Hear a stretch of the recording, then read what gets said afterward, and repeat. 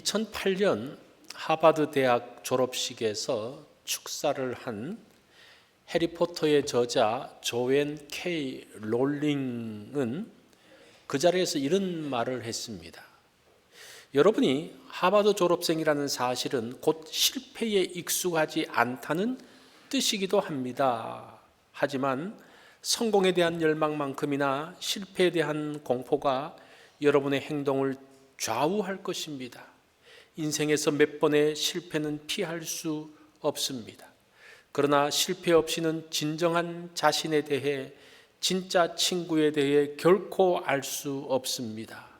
이것을 아는 것이 진정한 재능이며 그 어떤 자격증보다 가치가 있습니다. 라는 말을 했습니다. 이 조앤 롤랭은 20대에 결혼을 해서 딸 하나를 낳고 2년 만에 이혼을 하게 되죠. 이혼 후 4개월 된 딸을 데리고 저소득층 아파트에 살면서 정부 보조금을 가지고 하루하루를 버텨 나갔습니다. 그러다 보니까 힘들었고 우울했습니다.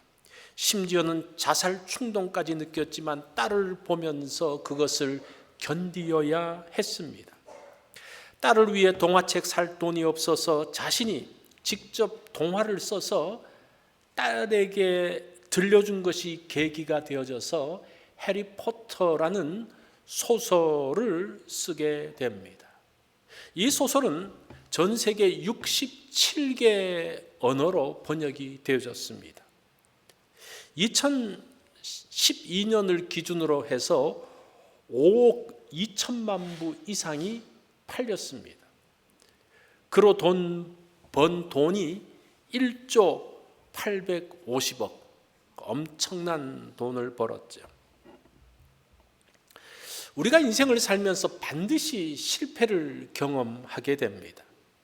그때 실패를 통해서 자신을 발견하게 되어지고 실패의 상황 속에서 자신이 몰랐던 능력을 발견할 수 있는 기회를 갖게 됩니다. 그러기에 실패 가운데 있더라도 우리가 두려워할 필요가 없고 오히려 그 가운데서 소망을 가질 수가 있습니다. 오늘 본문은 실패한 사람이 어떻게 극복하는지를 보여주는 스토리입니다. 실패 속에서 예수님께서 어떻게 함께 하시는지 그것을 보여주는 것이 오늘 베드로 회복 스토리입니다. 요한복음 21장은 아주 독특한 내용을 담고 있습니다. 사실은 이 내용이 없어도 예수님의 부활을 설명하는 데는 아무런 지장이 없어요. 우리가 지난주에 누가복음에서 그 엠마오로 갔던 제자 글로바의 사건도 마찬가지예요. 그거 없어도 예수님의 부활에 대한 이야기를 하는 것은 아무런 지장이 없습니다. 그런데 누가나 요한이 그 사건을 부록처럼 기록을 하면서 새로운 그 부활에 대한 새로운 관점을 보여주고 있습니다. 뿐만 아니라 부활이라는 그 거대한 사건 앞에서 낙오한 사람이 어떻게 그 가운데서 회복되어지는지를 보여주는 내용이 요한복음 21장의 내용이에요.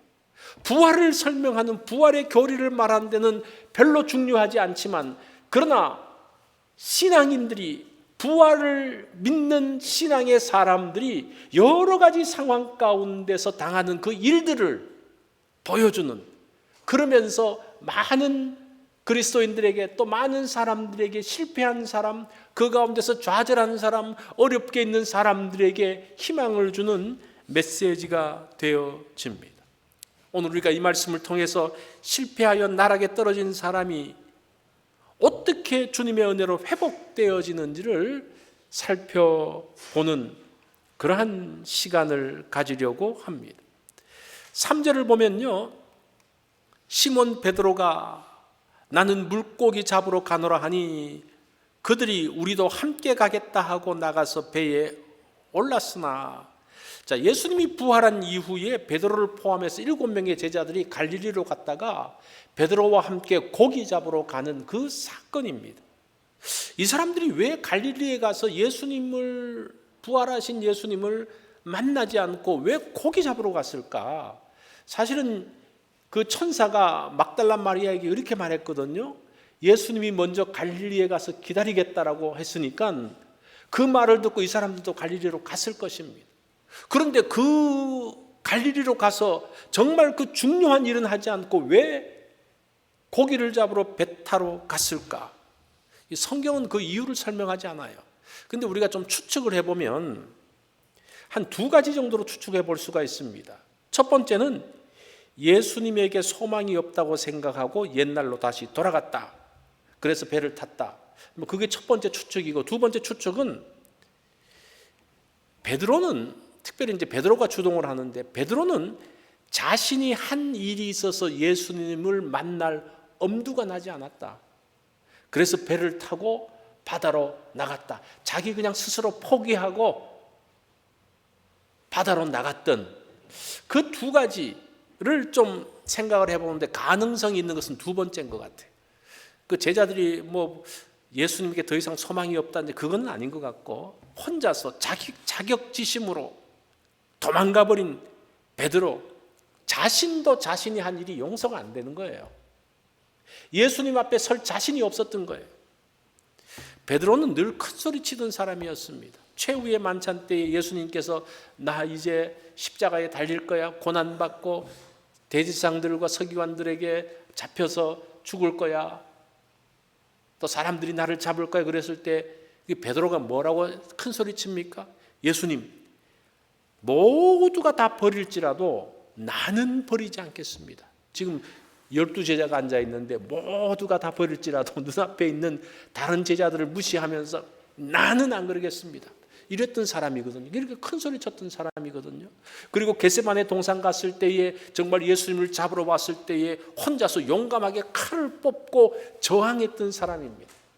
그리고 예수님이 잡혀가니까 예수님을 포기할 수 없다 그래서 그 가야바의 집으로 잠입해서 들어가잖아요. 그런 사람이었습니다. 그런데 그 속에 딱 들어가서 어떤 일이 벌어집니까? 너도 예수님과 한 표지, 예수와 한 표지, 너도 갈릴리 사람이지. 그것을 로마 군병이 칼을 뽑아가지고 너 그렇지? 그 장정들이 말한 것도 아니고 어린 계집종이 당신 갈릴리 사람 아니에요? 그 말에 정신 나가가지고 예수님을 3번씩이나 부인했다. 얼마나 자존심 상합니까? 몇 시간 전까지만 해도 그렇게 떵떵 큰 소리 치던 사람이 이제 그 어린 여종 계집 아이 앞에서 했던 그것만 생각해도 자기가 봐도 자기가 싫은 거예요. 예수님 앞에 설 수가 없는 거예요. 그런 자격지심이 베드로의 마음을 눌렀습니다. 실패 속에서 힘들어하는 베드로에게 사실은 예수님이 찾아오셨던 사건입니다. 그런 좌절 속에 있는 베드로를 회복시키십니다. 여기서 회복의 원리가 나오는데 회복의 원리가 두 가지예요. 우리가 이것을 잘 기억하면 실패한 사람을 일으킬 수가 있습니다. 우리가 때로는 실패 가운데 들어갔더라도 이 두 가지 원리를 기억하면요, 다시 일어날 수 있는 그러한 계기가 됩니다. 자, 그 첫 번째가 무엇인가 하니 사랑입니다. 나를 사랑하느냐? 사랑의 원리예요. 고기 잡으러 갔지만 밤새도록 헛탕을 치고 오잖아요. 헛탕을 치고 돌아오는데 밖에서 누군가가 말합니다. 예수님이죠. 그들은 아직 정확히 잘 몰랐어요. 제자들은. 그 배의 오른편에 그물을 내려보라. 거기 내려보니까 많은 고기들이 잡혔습니다. 자기가 하는 것의 그 실패 가운데서 실패를 뭔가 회복시켜 줄 수 있고 실패 가운데서 길을 알 수 있는 분이라는 사실을 깨닫는 거예요. 뿐만 아니라 예수님이 어떻게 합니까? 그 제자들을 맞이하면서 해변가에서 생선을 구우십니다. 빵을 준비하십니다. 사랑으로 아침을 준비하고 있습니다. 자, 그런 주님의 마음, 예수님이 먼저 실패한 베드로에게 다가가고 있는 것들을 볼 수가 있습니다. 식사 후에 예수님은 베드로와 산책하면서 대화를 이어갑니다. 제가 이제 이렇게 말하면 이게 산책했다는 말이 어디 있지 그러는데, 사실은 제자들이 다 있는 자리에서 말하는 것 같지는 않아요. 그 힌트가 어디에 나오는 거 아니? 20절에 나와요.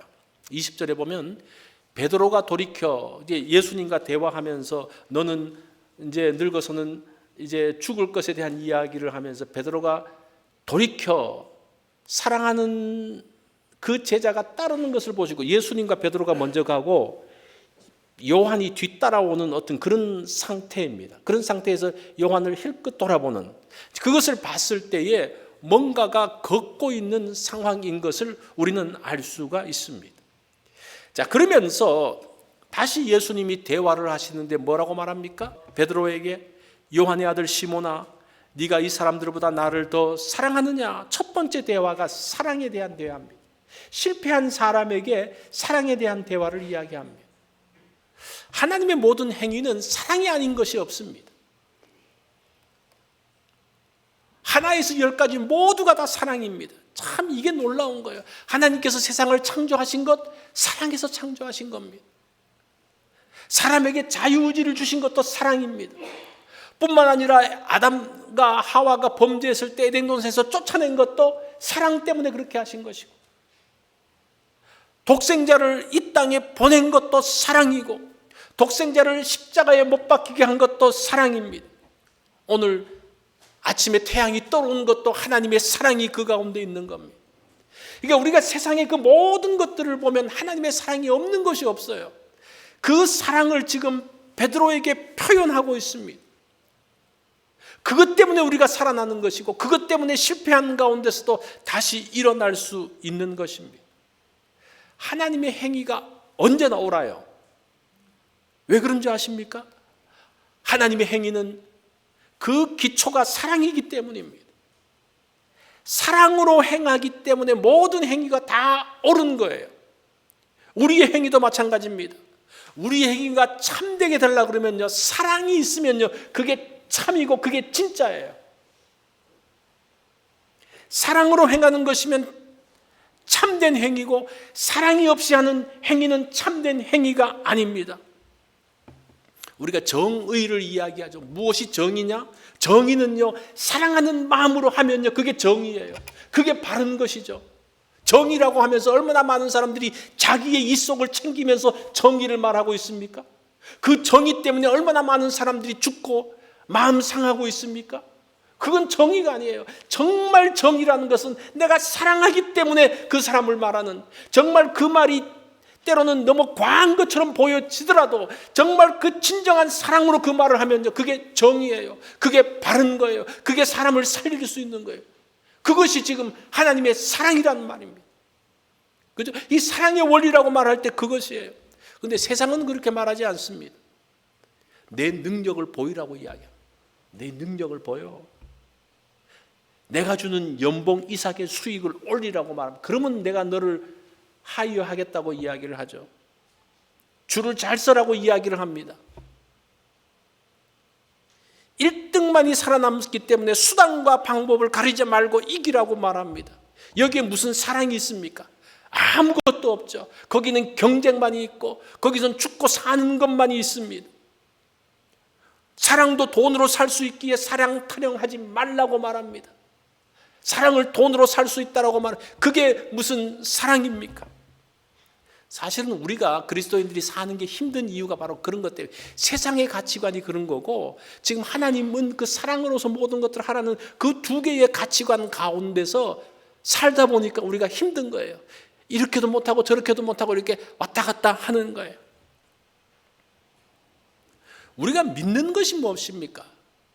제가 그 사도신경에 대한 강의를 몇 주 동안 했댔는데, 그 믿는다는 단어가 크레도라고 그랬잖아요. 크레도인데 이게 신조 신경입니다. 그런데 이 크레도의 어원에는 심장을 바치다라는 그런 말이 있습니다. 심장을 바치다는 말에서 이 단어가 나왔습니다. 성경 전체를 요약하면 두 가지가 있다 그랬죠. 두 개의 계명이 있다 그랬죠. 그게 뭐라 그랬습니까? 하나님을 사랑하고 이웃을 사랑하는 것, 그 두 가지, 그걸 하나로 말하면 뭡니까? 사랑이라는 것. 그리스도인은 하나님을 사랑하고 이웃을 사랑하는 것에 나의 심장을 바치는 것, 그게 믿는 거예요. 사랑하면 전적으로 신뢰하게 됩니다. 사랑이라는 것이 믿음의 핵심입니다. 하나님을 믿는 게 뭡니까? 하나님을 사랑하는 거죠. 그러니까 우리가 도대체 믿는 게 뭐지? 사랑하는 겁니다. 사랑하면요, 그 사람을 전적으로 신뢰하게 됩니다. 믿음이라는 것은 하나님을 사랑하고 하나님께서 사랑하시는 것을, 하나님이 사랑하는 것을 하는 게 믿음이에요. 그렇지 않습니까? 사랑으로 믿음 전체를 설명할 수가 있습니다. 성경 바닥에 흐르는 사상이 뭡니까? 사랑입니다. 이런 주님의 사랑 때문에 베드로가 회복되어지는 거예요.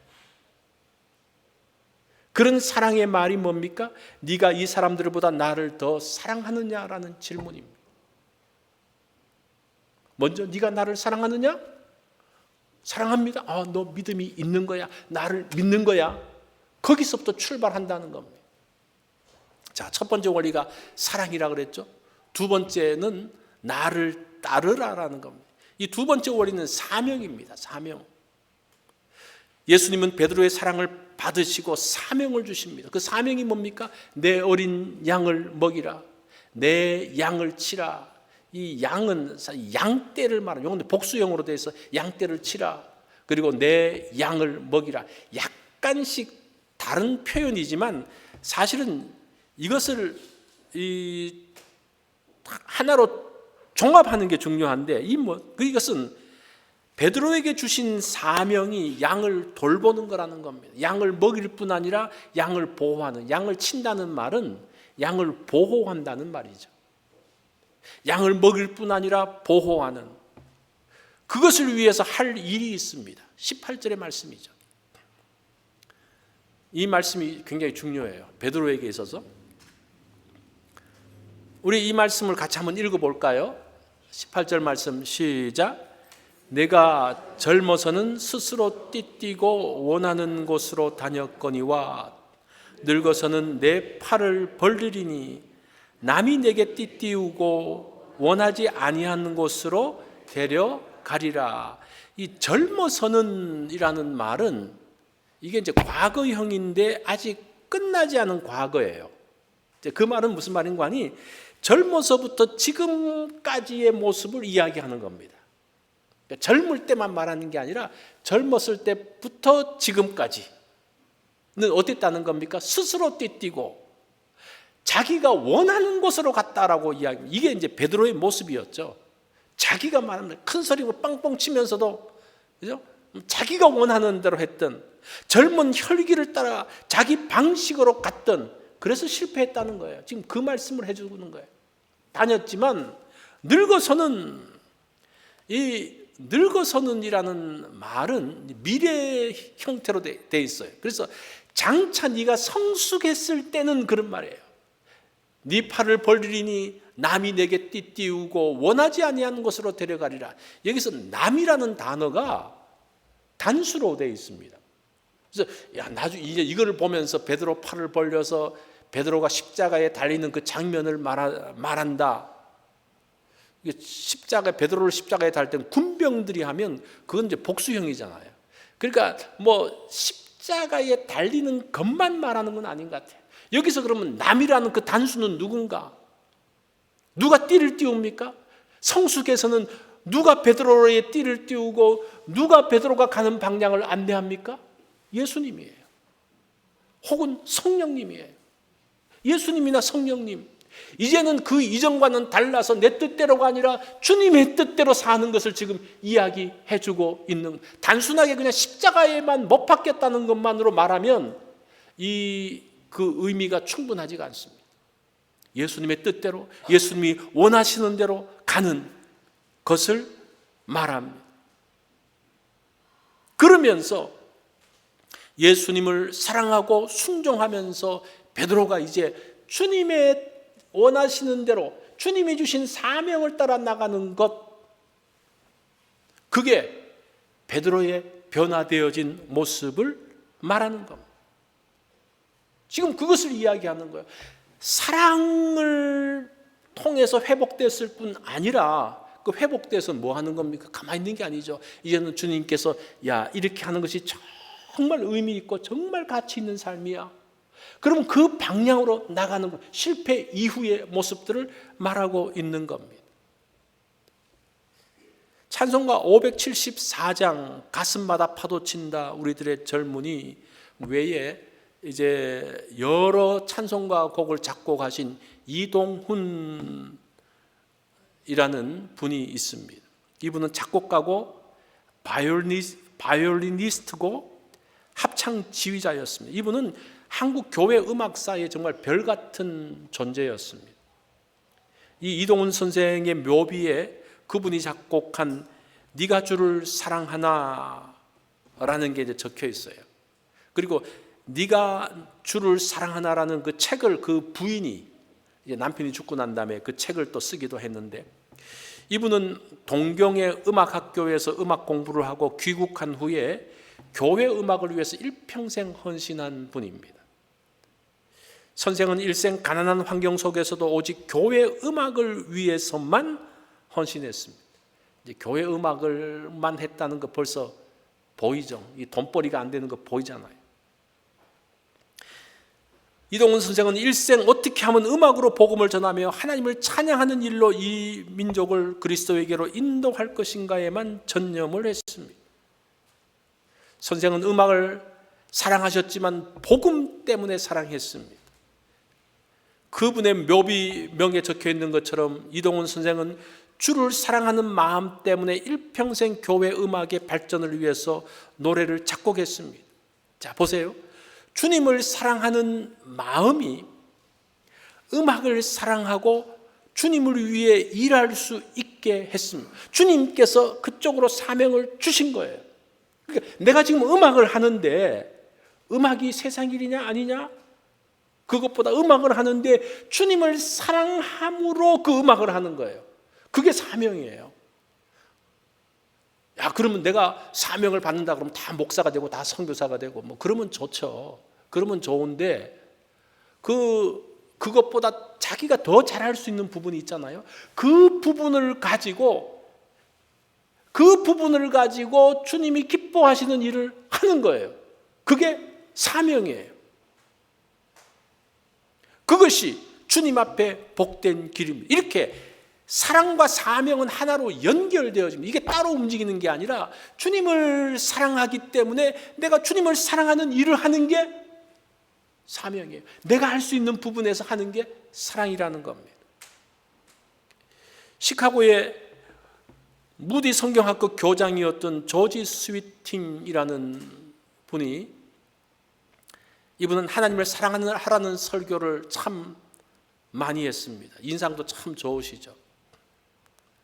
하나님을 사랑할 때 삶이 변한다고 이야기를 합니다. 그러면서 이분이 주디라는 여성에 대해서 이야기를 했습니다. 그는 어렸을 적부터 가족이나 친구들로부터 사랑을 받아보지 못했습니다. 사랑받고 싶어서 고등학교 졸업하자마자 결혼을 했어요. 아이가 넷이나 생겼습니다. 그렇지만 여전히 만족스러운 사랑을 받지 못했습니다. 자, 그 가운데서 얼마나 힘들겠습니까? 자녀를 기르는 것도 힘들 뿐 아니라 사랑받지 못하는 것 가운데서 힘든데, 이 옆집에 있는 아줌마가 주디에게 성경 공부에 초대를 했습니다. 거기서 예수 그리스도의 사랑에 대한 복음을 들었습니다.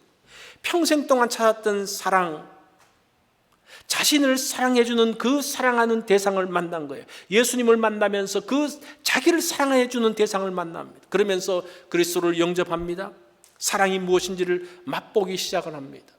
새로 찾은 사랑의 기쁨이 넘쳤습니다. 그런데 남편을 생각하면 마음이 아팠어요. 하나님을 떠나 있고 이런 하나님의 사랑을 알지 못하기에.